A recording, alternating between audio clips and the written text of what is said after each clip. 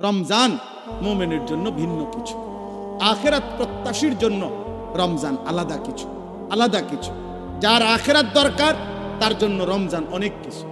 যার শুধু দুনিয়া দরকার, ভাত মাছ চাল ডাল আর এই বিল্ডিং, ইট বালু সিমেন্ট আর ফুলকপি পাতাকপি আর জীবন যার এই খিরা টমাটো একদ্দুর খাইয়া দাইয়া বনে বিড়িয়ে সিগারেটে সাদোয়ানে আর গফে আর টেলিভিশনে আর নর্তকীতে এতটুকু নিয়ে যার জীবন, তোর জন্য রমজান কিছুই না, নাফরমান। কিন্তু ইমানদারের জন্য রমজান অনেক কিছু। তোমার নারী দেখা শেষ হইল না, তোমার সুদে শেষ হয় না, কিস্তি শেষ হয় না, তোমার দোকানদারি শেষ হয় না, তোমার সংসারের চাহিদাই শেষ হয় না, তোমার লজ্জাস্থানের চাহিদাই শেষ হয় না, তোমার অসভ্যতার নোংরামি শেষ হয় না। হায় নাফরমান, একদিন শেষ হবে, সেদিন যেদিন তোর মুখের উপরে কবরের মাটি ফেলবে।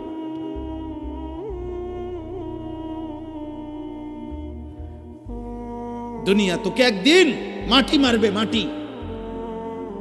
তোর নাতি তোকে একদিন মাটি মারবে, কবরের মাটি ছুড়বে। আল্লাহ নবী সাল্লাল্লাহু আলাইহি সাল্লাম বলেন, লা ইয়ামলা আফাহু ইল্লা তুরাব। আল্লাহ তাআলা বলছে দুনিয়া লুভির মুখ পূর্ণ হবে না কোনোদিন মাটি ছাড়া, মাটি। ওর মুখে মাটি মারবা, কবরের মাটি, কবরের মাটি। এই জন্য একটা ছেলে, একটা বাবা, একজন মা, একজন বোন, প্রত্যেকেই এই চূড়ান্ত টাইমার আর মাত্র অল্প কয়েকটা দিন, সারা পৃথিবীর মোমেনের ইন্তজার মাহে রমজান। এই মুহূর্তে, এই মুহূর্তে যাদের আখিরাত দরকার, যাদের আখিরাত দরকার, যাদের জাহান্নাম থেকে মুক্তি দরকার, যাদের জান্নাত দরকার, আল্লাহর সন্তুষ্টি দরকার, খোদার কসম তাদের জন্য 12 তারিখ খুব ফ্যাক্ট কিছু না। 12 তারিখের আগেও পৃথিবীতে নির্বাচন হয়েছে বাংলাদেশে, 12 তারিখের পরেও বাংলাদেশে নির্বাচন হবে। 12 তারিখে যারাই নির্বাচিত হবে 5 বছরের মেয়াদেই নির্বাচিত হবে। অতএব এটা খুব মারাত্মক ভয়ঙ্কর কিছু, আহামরি কিচ্ছু এমন কিছু না। এটা চলমান একটি প্রক্রিয়া। এভাবে নির্বাচন আগেও হয়েছে, এখনো হবে, সামনেও হবে। আহামরি কিচ্ছু না, এটার একবারে আসমান নামাই এলাউনের কিছু না, জমিন আলগি দিয়ে এলাউনেরও কিছু না। কিন্তু আল্লাহ তাআলা বলছে এই সৃষ্টির সবচেয়ে বড় ঘটনা 12 তারিখ নির্বাচনের ঘটনা না। আল্লাহ বলছে ইজা ওয়াকাতিল ওয়াকিয়া, সবচেয়ে বড় ঘটনা হলো বান্দা এই গোটা সৃষ্টি আমি আল্লাহ একদিন ধ্বংস করে দেব, হাসরের মাঠ কায়েম করব। এটাই হলো সবচেয়ে বড় ঘটনা। কোরআনে আল্লাহ বলছে ওইটা বড় ঘটনা। সেদিন কি হবে, সেদিন কি হবে? ফাইদা বারিকাল বাসার ওয়া জুমিআ আশ-শামসু ওয়াল কামার। আল্লাহ তাআলা বলে প্রতিটা চোখ ইসরাফিল ফু দিলে, চোখের সামনে মানুষ যখন গুলো দেখবে আসমানটা ভাঙতেছে, কোটি কোটি তারকারাজি খসে খসে পড়তেছে, পাহাড় উঠছে, জমিনের মাটি বালুকণায় পরিণত হচ্ছে, সব কিছু ভেঙে চুরে তছনছ হয়ে যাচ্ছে। আল্লাহ তাআলা বলেন মানুষের চোখ উপরের দিকে উঠে যাবে, অবাক বিস্ময়ে মানুষ তাকিয়ে তাকিয়ে দেখবে সূর্য আর চন্দ্র একসাথে একাকার হয়ে যাবে। আর মানুষগুলো পাগল মাতাল হয়ে একজন আরেকজনকে শুধু জিজ্ঞেস করবে ইয়াকুলুল ইনসানু ইয়াউমাইদিন আইনাল মাফার। সবাই সবাইকে বলবে যে ভাই পালাবো কোথায়, আশ্রয় নেব কোথায়, আজ যাবো কোথায়? আল্লাহ তাআলা বলবেন কাল্লা লা ওয়াজার, না না, আজ আর কোথাও ঠাই মিলবে না। ইলা রাব্বিকা ইয়াউমাইদিনিল মুস্তাকার, আজ শুধুই তোমার রব আল্লাহর নিকটেই ঠিকানা। আজ মালিকের সামনে যেতেই হবে। এত আয়াত, এত কথা, কোরআনের এত বক্তব্য দোস্ত মিথ্যা না, মিথ্যা না। অতএব আমার কথা একটাই, আমি গতকালকেও যেমন আজকেও তেমন, 11 তারিখও এমন, 12 তারিখও এমন। আমার বুঝ এক ছোট বুঝ।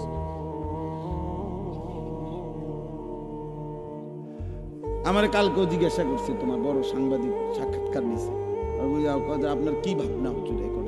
আমার ভাবনা আগের মতো, একটা ইমানদারি সাফ সাফ কথা। উনি বলতে হুজুর আমি ক্যামেরা অন করতেছি, আপনি আমি কিছু কথা জিজ্ঞেস করব। হ্যাঁ করেন, ক্যামেরা অন করেন, নইলে আপনি যেটা মনে করে করেন। আমার কথা একটা, আমি একরকমই ভাবনা, আমার ভাবনা এটাই, আমার আখিরাত। ওয়ালা দারুল আখিরাতু খায়রুল লিল্লাযিনা ইয়াত্তাকুন। আমারে যদি বোকা মনে করে কেউ, বোকাই আমি, বেকু বলে বেকুবেই আমি, অসুবিধা কি? আপনার চোখে আমি বেকুবেই থাকলাম, সমস্যা কি? আমরা এমনিতেও তো হুজুরারে অনেকেই বোকাই মনে করে, ঠিক না? আমরা খাই কম, ঘুমাই কম, আমাদের আয় কম, উপার্জন কম, তাহলে আলেম ওলামাকে তো মানুষ কিছুটা বোকা মনে করে। কিন্তু হাসরের ময়দানে না প্রমাণ হবে বোকাকে আর বুদ্ধিমানকে। সেদিনে না দেখা যাবে সুদখোরে বোকা নাকি 40 বছর আল্লাহর ঘরের গোলামি করেছে, আল্লাহকে সেজদা দিয়েছে, 5 ওয়াক্ত নামাজের ইমাম। তো সেদিন প্রমাণ হবে বাদশাকে আর ফকিরকে। ইন্নাল্লাযীনা আজরামু কানু মিনাল্লাযীনা আমানু ইয়াদহাকুন। আল্লাহ বলে আজকের দুনিয়াতে নাফরমান আর পাপী ইমানদারকে নিয়ে হাসে। আমি আল্লাহ ওয়াদা দিলাম ফালইয়াউমাল্লাযীনা আমানু মিনাল কুফফারি ইয়াদহাকুন। সেদিন আখিরাতে ইমানদার বেঈমানকে নিয়ে হাসবে। এটা কোরআন শরীফের সাফ আয়াত। আজ আজরামু মুজরিম, আজ পাপী হাসে, সেদিন কে হাসবে? ইমানদার হাসবে। আল্লাহ তাআলা বলেন তোমরা বিবেক থাকলে, বুদ্ধিমান হইলে হিসাব মিলাও বেটা। আরে ছেলেরা নাফরমান ছেলে, তোরা যারা নামাজ পড়ো না, একটা সেজদা তোদের যাদের কপালে নাই, নাফরমান তোর পিছনে এরকম আল্লাহর নাফরমানি করেছে যারা, তাদের পরিণতি কি হয়েছিল খবর নিস বেটা। ফেরাউন এই পৃথিবী ভোগ করে গেছে কিন্তু আল্লাহর নাফরমান ছিল। নমরুদ এই পৃথিবী ভোগ করে গেছে কিন্তু আল্লাহর নাফরমান ছিল। তাদের পরিণতি কি হয়েছে? ফাংজুরু কাইফা কানা আকিবাতুল মুকাদ্দিবিন। আল্লাহ বলছে দেখো মিথ্যাবাদীদের পরিণতি কি হয়েছে। ফাংজুরু কাইফা কানা আকিবাতুল মুফসিদিন। জমিনে যারা ফিতনা, ফাসাদ, বিশৃঙ্খলা, হত্যা, খুন, সন্ত্রাস, চুরি, চাঁদাবাজি, রাহাজানি, ছিনতাই, জিনা, ব্যভিচার, মদ, জুয়া, সুদ, কিস্তি, নারী বেপর্দা, বেহায়াপনা, অসভ্যতা, নোংরামি করে যারা জমিনটাকে তছনছ করেছে, আল্লাহ বলেন ওই বেঈমানদের পরিণতি কি হয়েছে খবর নাও, তোমরা খবর লাগাও। দেখো ফেরাউনের পরিণতি কি, নমরুদের পরিণতি কি, নূহ আলাইহিস সালামের অবাধ্য জাতির পরিণতি কি হয়েছে, কেন পানিতে ডুবাইছে খবর নাও। লূত আলাইহিস সালামের জাতিকে জীবন্ত মাটি উল্টাইয়া দাফন করে দিছে কেন? কারুনকে জীবন্ত মাটির নিচে দাফন করে দিল কেন? ফেরাউনকে জীবন্ত পানিতে ডুবাইয়া মারলো কেন?